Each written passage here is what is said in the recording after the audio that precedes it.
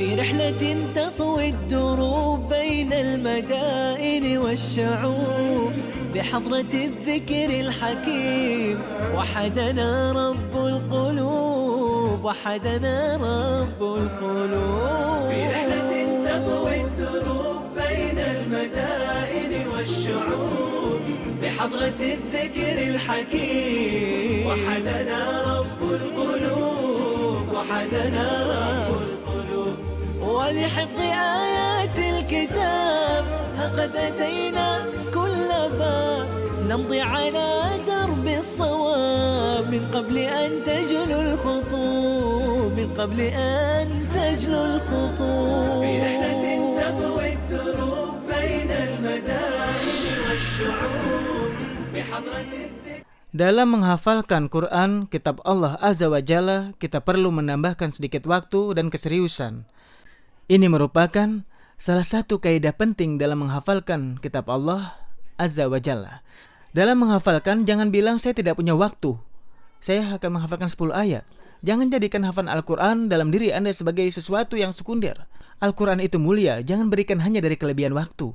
Semua orang bisa bilang tidak punya waktu. Saya bisa pastikan dan saya yakin sebagian besar kita sebenarnya punya waktu, tapi kita terkadang menipu diri kita sendiri dalam menghafalkan Al-Quran. Dan sekarang saya akan berikan sebuah permisalan yang sangat sederhana. Anda tidak punya banyak waktu, Anda sibuk, harus masuk kantor, punya banyak anak, cucu, dan Anda sakit. Misalnya Anda sakit gula atau jantung. Anda ke dokter dan dia bilang Anda harus mengkhususkan waktu untuk jalan kaki. Minimal sehari 1 jam Anda harus jalan kaki. Dan karena kesehatan adalah prioritas, Anda pasti akan mementingkannya. Meskipun Anda tidak punya waktu, Anda akan berusaha untuk meluangkan waktu demi kesembuhan penyakit Anda. Demikian juga dengan Al-Quran yang kita cintai. Anda ingin menghafalkannya. Anda juga tahu bahwa Allah Rabbul Alamin akan memberikannya pada Anda. Karena itu, luangkanlah waktu untuk menghafalkan kitab Allah Azza wa Jalla. Ada yang bernama Abu Sholih yang sudah cukup tua. Suatu hari dia ingin menghafalkan Al-Quran, tapi dia tidak punya waktu. Kemudian dia merasakan bahwa dia harus menghafalkan kitab Allah. Dia merasa bahwa hal itu sangatlah penting. Tahukah Anda bagaimana dia meluangkannya? Selepas jam kantor, dia tidak menyetir sendiri. Dia bilang dia mempunyai seorang supir, dia duduk di belakang. Kemudian, selama setengah jam dia menghafalkan 1 atau setengah halaman. Dia melakukan itu terus dan selalu bertambah. Sampai akhirnya dengan cara ini, dia bisa menghafalkan Al-Quran. Bagaimana dia bisa? Karena dia memprioritaskannya. Al-Quran adalah sangat mulia. Khususkan waktu Anda. Allah akan menjelaskannya pada Anda. Selamat berjumpa dalam menghafal Al-Quran Al-Azim.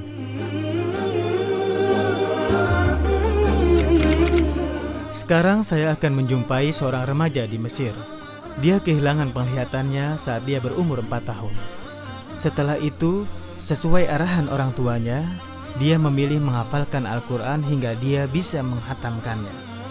Kalian bisa belajar dari Mu'adz bahwa setiap keseriusan pasti akan ada hasilnya. Hari ini, kami melakukan perjalanan yang cukup jauh dan melelahkan. Tapi kami mendatangi sebuah tempat yang memang pantas untuk mendapatkan kunjungan. Barakallah. Kami berada di sebuah tempat di Syarqiyah Jazirah Sa'adah. Apa kabar Mu'adz? Alhamdulillah. Apa kabar sayang? Alhamdulillah baik. baik. Saya sekarang di Jazirah Kebahagiaan dan merasakan kebahagiaan yang cukup besar bisa duduk bersamamu. Alhamdulillah. Baik Mu'adz. Iya. Saya ingin tahu kisahmu terhadap Al-Quran kitab Allah. Kamu mulai saat kamu 6 tahun. Saya ingin tahu ceritanya. Memang waktu memulainya aku merasa berat sekali. Tapi aku tahu bahwa di akhir akan menjadi sebuah kebahagiaan bagi seorang manusia. Dan juga di akhirat, insya Allah itu akan menjadi syafaat untukku. Untungnya ayah dan ibuku selalu sabar. Aku pun berusaha bisa melakukannya dan menanggung semua kesulitan. Aku tidak pernah meremehkan walaupun aku sedang sakit. Dia ke sekolah setelah subuh dan pulang sekolah langsung belajar Al-Quran. Kami selalu mengulang-ulang sebagian materi pelajaran yang pokok. Awalnya kami setiap hari 2 juz, misalnya di pagi hari atau di sore hari. Tapi dia bilang, "Ibu, aku akan kelelahan." Ya, aku bilang, "Kalau begitu kita mulai dengan Al-Quran saja dulu. Insya Allah lelahmu hilang." Kami terkesan dengan Maulana Syekh Jamal Said Dib. Beliau tinggal di kota Sekasik. Beliau menyambut kami, ya semoga Allah membalas kebaikannya. Jaraknya kalau dari sini sekitar 10-12 kilo. Oh iya, saya juga dengar bahwa kamu datang Iya. ke tempatnya Syekh ya, dengan sepeda motor. Iya. Iya, Iya, naik motor bersama ayahmu. Kemana itu? Hah? iya, kami menuju sebuah tempat di kota Zakazik. Iya. Tempat itu dikenal dengan nama garasi bis. Garasi bis, Iya. iya. Iya. Iya. Namanya garasi Kira-kira berapa itu jaraknya? bis. Dengan motor? Iya. Ya, kira-kira 45 menit. Oh ya, Masya Allah. Iya. Itu pasti sangat Iya. jauh. Dia duduk di belakang dan saya di depan menaruh sebuah kertas yang merupakan catatan hafalan Quran yang tentu saja saya tidak hafal semuanya. Jadi saya tulis dan saya tempelkan di depan. Sambil dia menghafal, saya membetulkan bacaannya. Jadi perjalanan kami tidak ada waktu yang terbuang.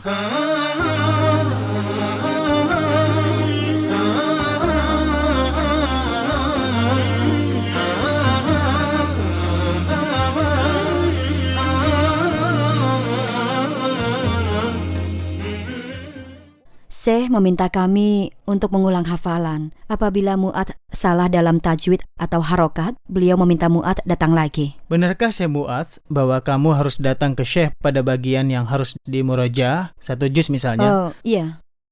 kemudian kamu salah lagi? Iya. Itu bagaimana? Apa Iya, yang terjadi? aku harus datang lagi. Pemirsa, perlu Anda tahu bahwa Syekh Mu'adz pergi ke Syekhnya, bukan Iya, benar. didatangi. Dan Syekhnya tidak tinggal di samping Iya, rumahnya. iya. Dia yang pergi menuju ke rumah Syekhnya, Iya, dan bayangkan jaraknya cukup saat itu jauh. aku pergi ke Syekh. Begitu? Di separuh Al-Quran yang pertama, coba tebak berapa lama aku lakukan? Berapa lama? 3 hari. 3 hari seminggu? Iya, 3 hari saja seminggu. Oh ya. Aku mencari waktu senggang beliau. Bahkan awalnya hanya 2 hari saja. 2 hari. Iya, 2 hari saja. Kemudian dia banyak memberhentikan aku pada makna-makna tertentu. Dia juga cukup keras. Apa? Kadang-kadang aku hanya diberi 1 ayat saja. Bayangkan, 1 ayat saja. 1 ayat. 1 ayat? Iya, 1 ayat. 1 ayat dengan jarak yang jauh seperti Demi itu? Allah, aku hanya 1 ayat saja. Allahu Akbar. Kadang-kadang aku tidak punya kesempatan bermain. Iya. Tapi saya dengar kamu ini sedikit ajaib. Iya kan? Alhamdulillah, Allah telah memberikan nikmat Iya. ini. Iya, termasuk penglihatan ini. Aku selalu bersyukur kepada Allah. Dalam sholat aku berdoa kepada Allah untuk tidak mengembalikan penglihatanku. Kamu berdoa seperti itu? Iya, iya. Kenapa? Aku berharap semoga nanti pada hari kiamat menjadi hujah di hadapan Allah, agar Allah ringankan sebagian dari siksanya. Aku berdiri di hadapannya dalam keadaan takut. Aku akan memintanya. Dia bertanya, apa yang engkau lakukan terhadap Al-Quran? Aku berharap dia memasukkan aku dalam rahmatnya. Dia akan memasukkan dalam rahmatnya siapapun yang dia kehendaki. Dia telah memberikan karunia Al-Quran ini kepadaku. Aku bersyukur. Kalau ingin pergi ke suatu tempat, aku bisa pergi sendiri.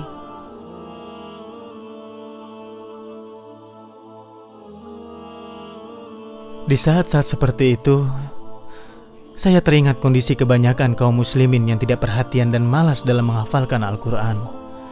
Ya Allah, alasan apa yang akan mereka berikan di hadapanmu, ya Allah? Alhamdulillah atas segala keadaan yang ada. Masya Allah. Syekh Mu'adz, saya tahu kamu menyimpan nasihat dari Ibnu Qayyim. Ya, Apa Ibnu nasihat Qayyim itu? rahimahullah berkata, tidaklah Allah menutup satu pintu untuk hambanya, kecuali dia akan Iya. bukakan untuknya 2 pintu kerahmatan. Kamu tidak marah ketika kamu tidak bisa main tidak dengan sama teman-teman sekali. kamu? Dulu, waktu aku masih kecil, Oh, jadi sekarang tidak aku lagi? marah karena mereka. Tapi sekarang, alhamdulillah, Iya. aku tidak pernah marah lagi. Karena ini adalah takdir dan ketentuan dari Allah. Iya. Nabi Shallallahu Alaihi Wasallam bersabda, barang siapa yang Allah uji dengan 2 kekasihnya kemudian dia sabar, maka Allah akan menggantikan untuknya surga. Kita meminta kepada Allah agar kita termasuk orang yang mewarisi surga Firdaus. Allahumma amin. فرت همومي وانشرح قلب مهموم لما تليتك كل الأحزان فرت يا محكم القرآن يا مسكن ختوم أنفاسي من دونك أبد ما استقرت فرت همومي وانشرح قلب مهموم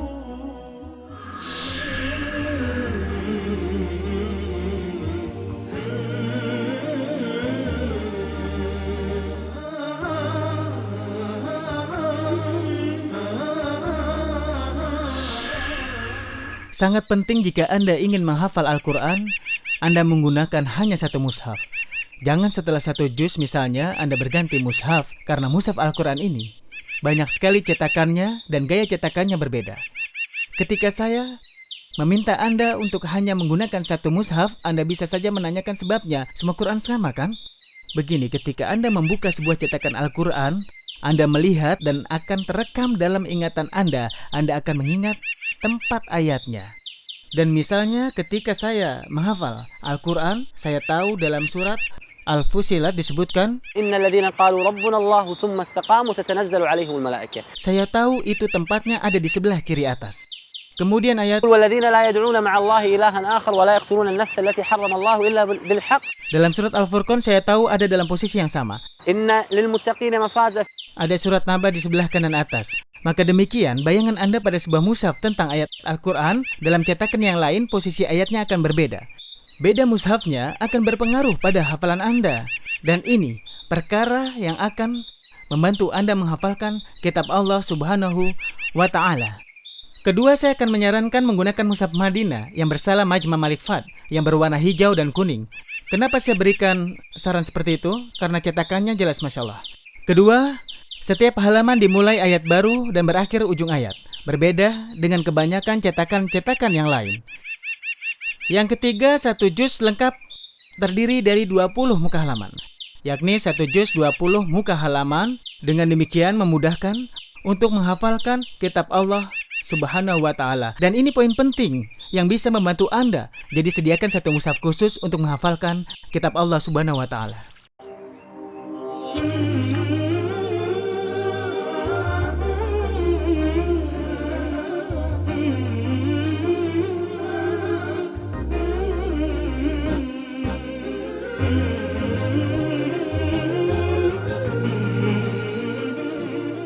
Sekarang ini saya bersama dua orang hafiz yang telah lulus dari Madrasah Al-Jami Al-Ahdar, Syekh Wali Hafizallah.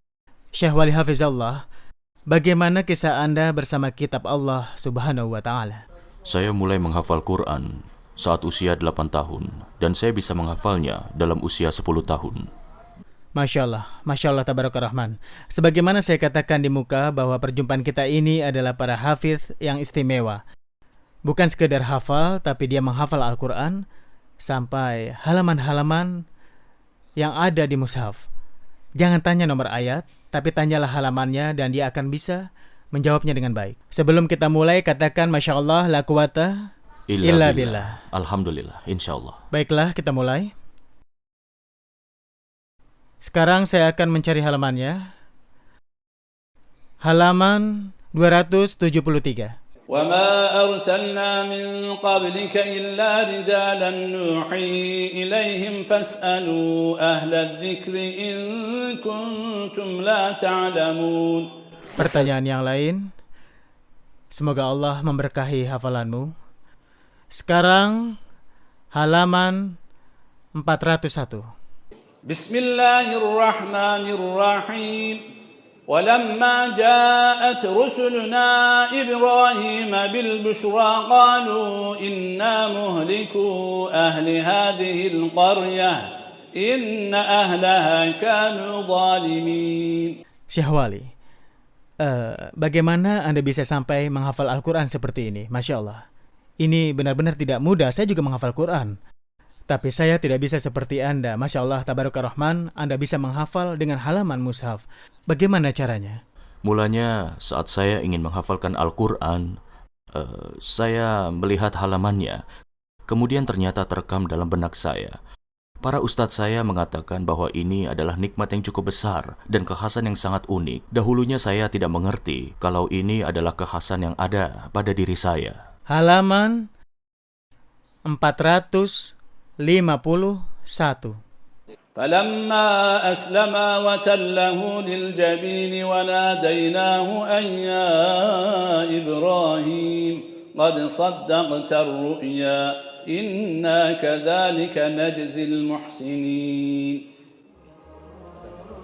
صدق الله العظيم. أحباب في الجنة تحيتهم سلام، حفظ شرفهم كلام رب الأنام، بيرتلوا في الليل وأطراف النهار، يا رب تجعلهم مع السفر الكرام.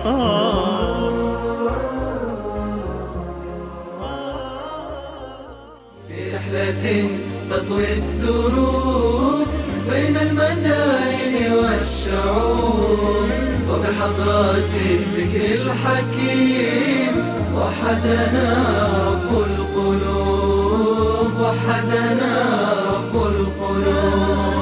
ولحفظ آيات الكتاب قد أتينا كل باب، نمضي على درب الصواب، درب الصواب، من قبل أن تجلو الخطوب. ولحفظ آيات الكتاب قد أتينا كل باب، نمضي على درب الصواب، درب الصواب، من قبل أن تجلو الخطوب، من قبل أن تجلو الخطوب. في رحلة تطوي الدروب بين المدائن والشعوب، وبحضرات الذكر الحكيم وحدنا رب القلوب، وحدنا